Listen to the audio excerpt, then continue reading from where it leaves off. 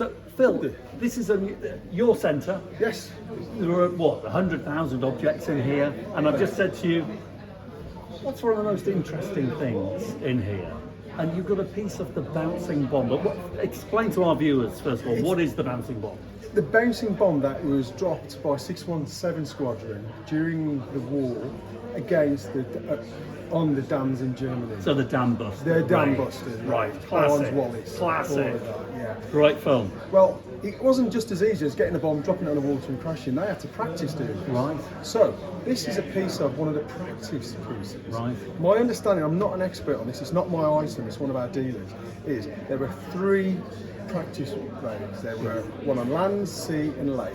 Right. This piece was from one that was retrieved, I believe, from one of the land tests. I believe, I need to check this. I haven't read all the Go on, read up on it while I examine it. So, this was dropped down in Godzilla. Where's that? Hampshire, is that? Okay. Hampshire? Okay. Near Forest Way, I believe. Right. So this was dropped and it was then recovered. The purpose of it being recovered was to aid service charities, RAF charities, military charities after the war, I understand. Right.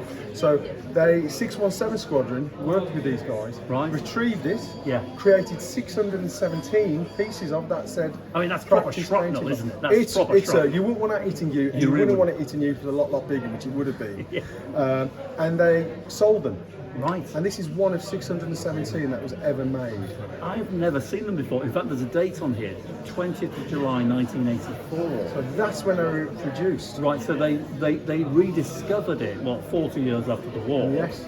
And created, so how many made? 617 in honour of 617 Squadron, who did the deed of dropping those bombs. Okay, and that's the certificate that goes with it. It goes with it, and of all the pieces in here, this is one of the most interesting. To me, it's one of the most interesting. It's a tiny piece of history. Without that, would they have dropped the bombs on the dams and been as successful? Probably not. No, I mean, they had to trial it somewhere, didn't they? Yeah, exactly. And, it certainly changed the route of the war. Definitely. So without those practice bombs, would we be standing in the position we're now standing in the country we now are in? Exactly. We don't know.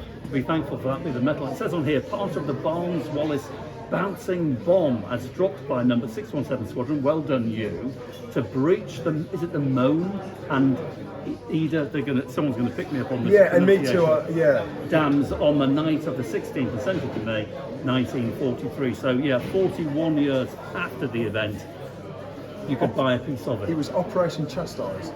That's what it was called, How fascinating. So, and we've had several pieces relating to 617 Squadron come through our dealers' hands in the past. Right. They've always been very popular. Okay, value.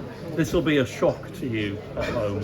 Value is a difficult thing, but there's only 617 of these, and our view is, how many of those have been thrown out of Grand's house? Many have been lost. They've been lost.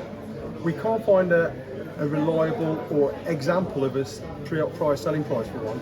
We're valuing it at £1,200 as a piece of history. And if you want to see lots more pieces of history, thousands of pieces of history, make a visit to Sims. They're in the West Midlands. Find them online. There's lots of parking, a tea room.